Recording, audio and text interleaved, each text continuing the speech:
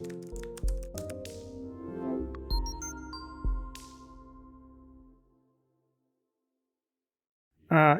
there everyone. AJ back again for the Mighty Gluestick channel. I make videos about Dungeons & Dragons lore full-time and have a collection of hundreds of monster ecology and strategy videos on my channel. If you like what I do, please consider subscribing as I upload at least twice a week. This is a special video I've been wanting to make for a while, as I get asked a lot of questions about dragons. As you would imagine, they're some of my most popular videos, and people are very curious about the draconic life cycle, what happens to dragons when they die, and the dragon pantheon. So today I'm going to talk about the draconic life form in a rambling video chat covering a wide range of concepts. But first, this is actually something of a sponsored video. Thanks to the fine folks over at Craft Mastery. Those of you who joined me on the live stream will know about this already. In line with the world building theme of this video somewhat, they have a world building PDF they are funding right now, and I need your help with that. You know me, you know the sort of products I share information about, and this is something I'm quite excited about. Would you like to see what some engineers working on D&D stuff can come up with? I do. And if you do, check out Craft Mastery's new crowdfunding campaign, working on a really sweet supplement. It's a book jam-packed full of references for world building. They are crowdfunding their project on Indiegogo, which is starting right now. Ethnographic references for fantasy campaigns, events and environments, the hidden frontier. This gorgeous book for tabletop RPG campaigns and world building has all sorts of unique material on philosophy, culture and politics for fantasy settings. With this book, you can be fully ready to explore people's cultures and their customs, habits and mutual differences through stunning artwork, detailed designs and pre-made campaign starters, which is what I love. That cookie cutter stuff that you can just throw into your campaign at a moment's notice when your players inevitably go off on a tangent. Honestly, this appeals to me on so many levels, not just the beautiful design or the depth of the material, but also this is one of those books you pick up and just start to flip through at the game store, and then 10 minutes later you're reading page by page, getting a bit uncomfortably aware that the store owner is staring at you. Then the next time you're in the store, you make a beeline for it and pick it up and casually go right back to where you the last page that you left off from the last time. Then next birthday or holiday season, your friends buy you this book because they see you hunched over it in the corner, furiously reading pages from it. This is one of those books. The book is made up of 3 broad chapters with specific themes. These are branches of philosophy, facets of culture, and masters of politics. Each has 3 key parts, including in-depth lore with descriptions of cultural phenomena and events, detailed references with excellent 3D maps of places, drawings, and cross-sections. I really love cross-section illustrations. And campaign starters, including non-player characters and quest hooks. Every chapter explores an essential step for campaign world building and provides references that can be used directly in your game or provide you with sources of inspiration. If you like it when I talk about background stuff for wizard academies and taverns and markets and guilds and how cults operate and things, this is exactly the sort of resource you will enjoy and get a lot of use out of. Whether it's a clash of opposing philosophies or a conflict between the underrepresented society and the rulers of that society, or maybe a decline of an ancient and emergence of a new technology, this book will give you information, both a great system that will help your designs work in the campaign and provide a double espresso shot of ideas right into your imagination. Of course, this is a crowdfunding project, so full disclosure, I'm lucky enough to have a finger in this pie. So when you become a backer, you are also directly supporting me with my thanks. As a special bonus to backers, Craft Mastery are planning to turn the most interesting features into gorgeous high-quality 3D artwork, including a lot of really good airships designed by engineers. It's really unique and features some amazing 3D references. Moreover, some of the artwork will be turned into animations. They've already done a few in order to provide the best possible representation of world-building references that you can present to your players to make them go, wow, you really put the work in. Oh, I'll let you know exactly when this is all coming out. You can go and back it right now, and also I'm going to leave a link down below underneath this video, which will change to, if the PDF is funded and it comes into creation, there'll be a link to it in perpetuity with this video. You can support it on Indiegogo. Just go and click on that link and go fund it. Alright, dragons. Let's talk about the elemental nature of dragons and just how important this sort of thing is to the high fantasy world of Dungeons & Dragons. I'm going to answer a lot of the most common ecology and cosmology questions I get asked about draconic creatures and talk about the dragon pantheon. First of all, the dragon lay eggs. They reproduce in a similar manner to a bird. The males and females look exactly the same externally. There may be a variation in size, but that doesn't really matter much considering that they get larger and more powerful as they age. They all do. They have set stages of growth and development as they grow older. Very set. Quite distinctive. And unlike non-draconic creatures, they just keep growing and larger and stronger all the way up until they reach a sudden twilight and dramatic weakening and death. Some dragon varieties, such as certain metallics, can will themselves to die at this point. Chromatic dragons can't and face a slow and painful decline until their mind and body ceases to function. The average age of dragon death under natural conditions with no other factors is around 1,200 human years. That's an enormous span of time. However, most will manage to live longer by mystical means or die early through mishap and violence. If they live a full life, dragons will start as an egg, then be a hatchling briefly, then a wormling, then go through young, adult, elder, and ancient stages before twilight and death. Dragons spend their youth establishing themselves, then their adult stage is when they will mate and produce their own offspring. Dragon eggs require an elemental aspect to their nurturing, such as immersion in seawater, pools of acid, a crackling fire, or a snowdrift. When dragon eggs hatch, there is typically a sort of a reaction to the elemental balance over the area, which is later influenced by the regional aura that a big dragon gives off. Dragons leave an elemental footprint over a wide area throughout their entire life as living conduits of elemental power. They are constantly drawing in and releasing elemental energy and forms a greater and greater part of their metabolism as they grow older and larger. The long periods of time they spend dormant in their lair, resting on massive piles of precious metals, priceless artworks, and powerful magical artifacts, also serves a part in their mysterious internal transformations as they grow. The metabolic energy that would be required to generate even a single breath weapon release of that magnitude would require biologically impossible amounts of energy without this elemental channeling. So in a way, draconic beings are very much like the Genasi.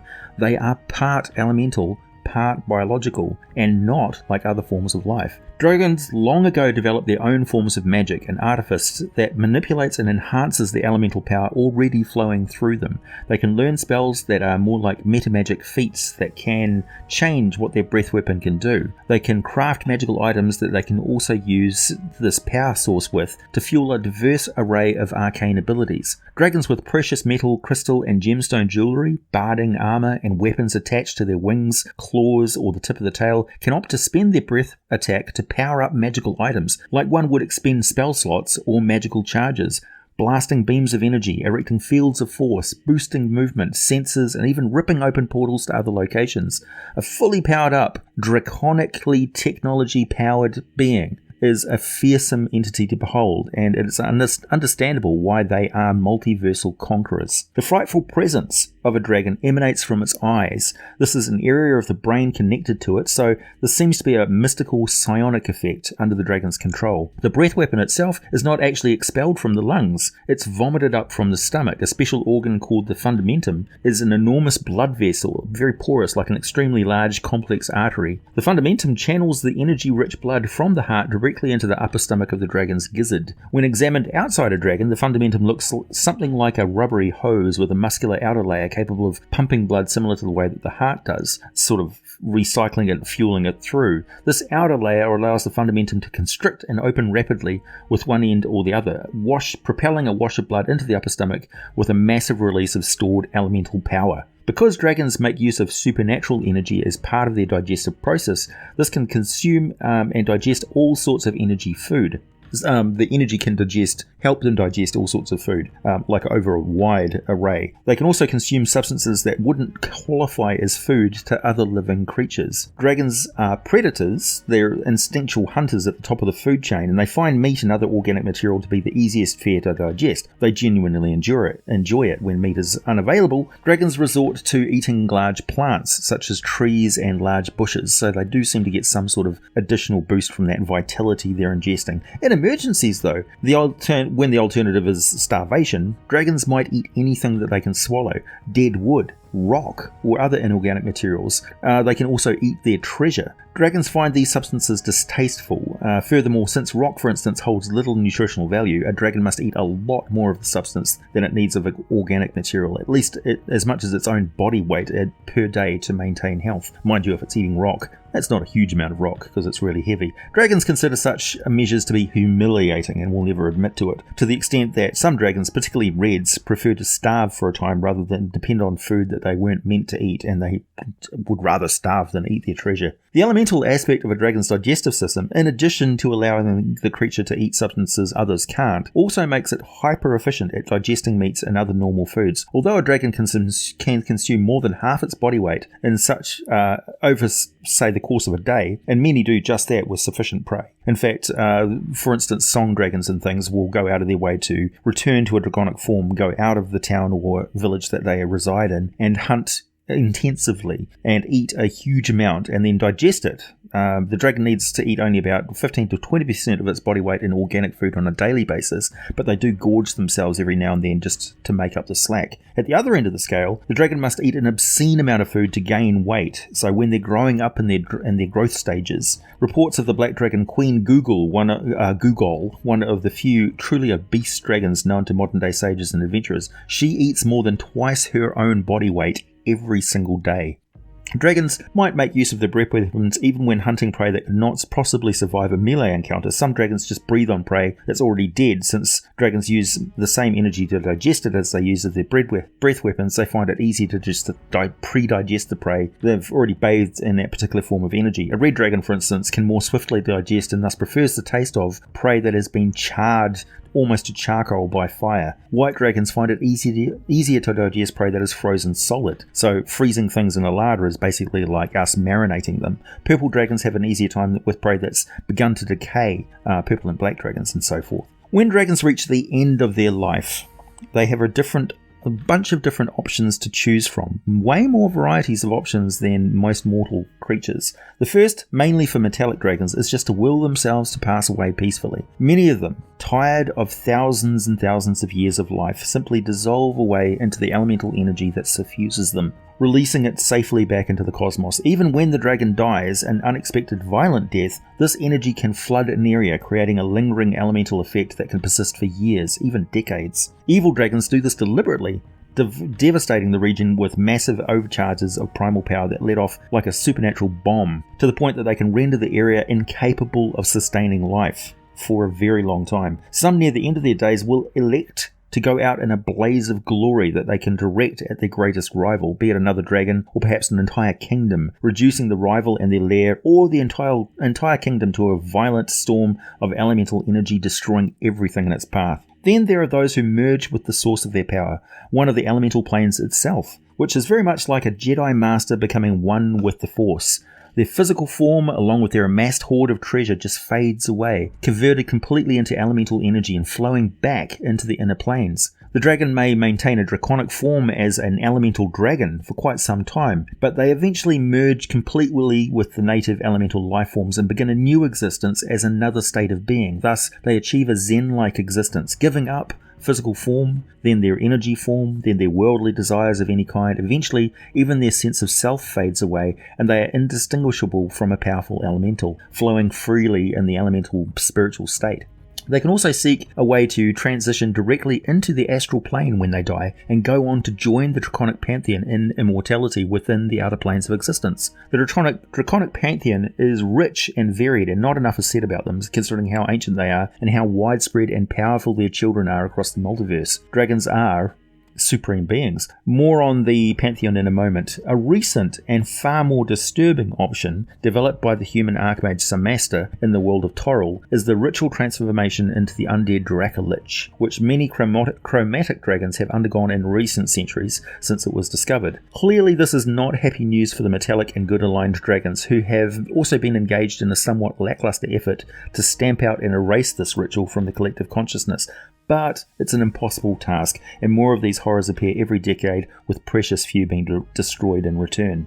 It's a plague, a cancer that's growing in the draconic population. The dragon pantheon consists of their own version of an overgod named Io, which is all frequently confused with Ao. Io is the chief deity worshipped by dragons, a god of dragonkind, balance and peace. He is seen by his people as the creator of all things. He is neutral in alignment, but he also contains within him all the other alignments. His symbol is a multicolored metal disc to reflect that. There's conflicting religious doctrine about Io, particularly around the origin of Tiamat and Bahamut. For more information on Tiamat and Bahamut, I have detailed a video on Tiamat for you to watch in the Draconic playlist.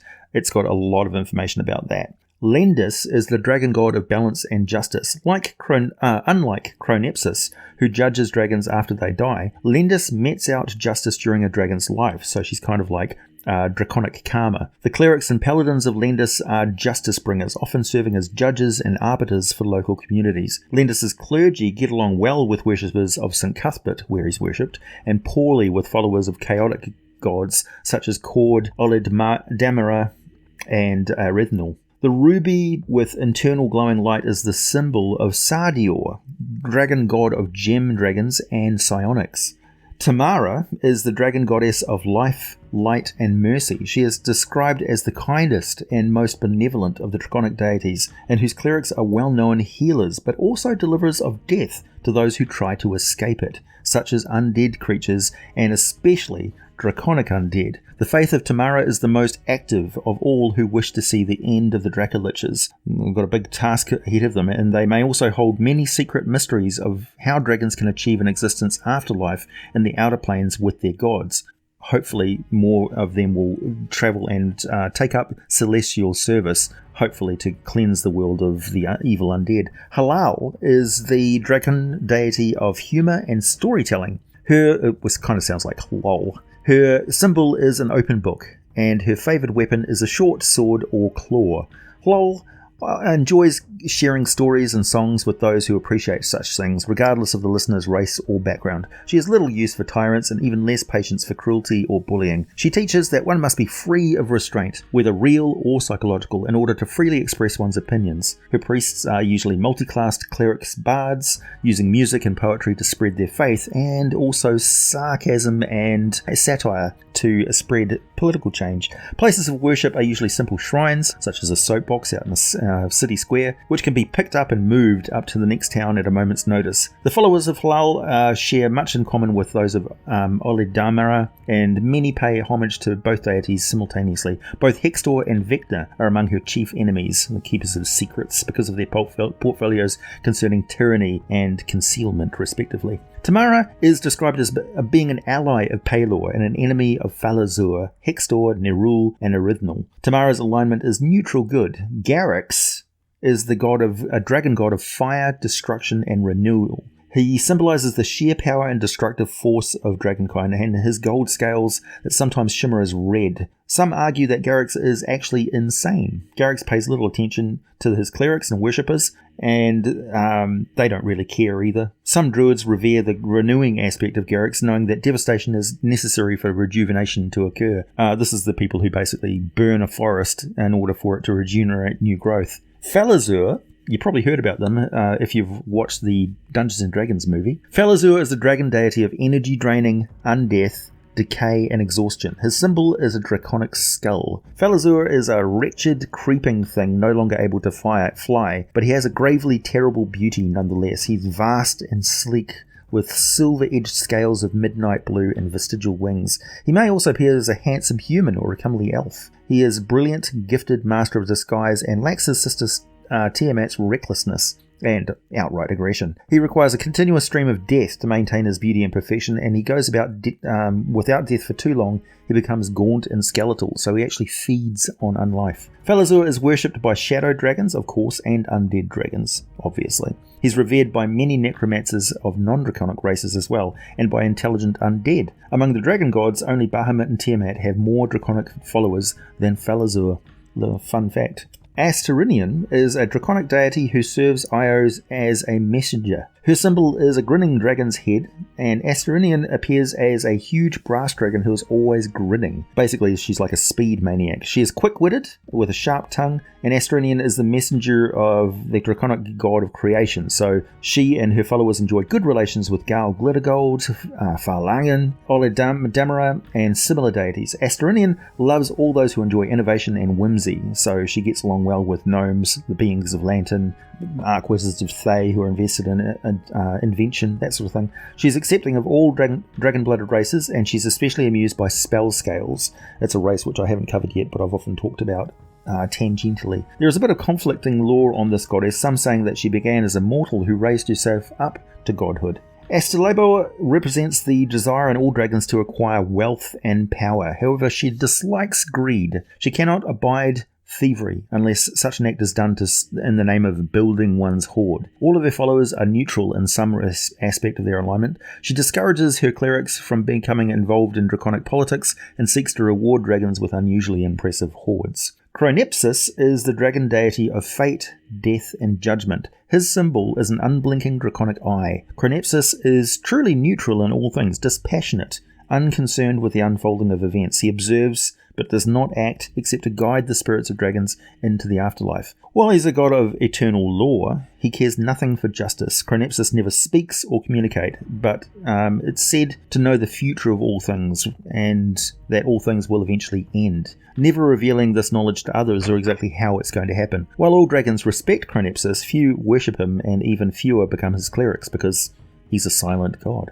Don't forget to check out the Indiegogo-funded world-building sourcebook, and I'll catch you all very soon on my weekend live stream. Please hit the like button if you made it this far, if you like this sort of video, rambling on about dragon stuff. Subscribe if you like what I do. Check out my Patreon for some exclusive content, and for all the full scripts for these videos, buy some merchandise, wear your geek with pride, check out Patreon Blades for a mighty smooth shave, and as always, thanks for listening, and I'll catch you again soon.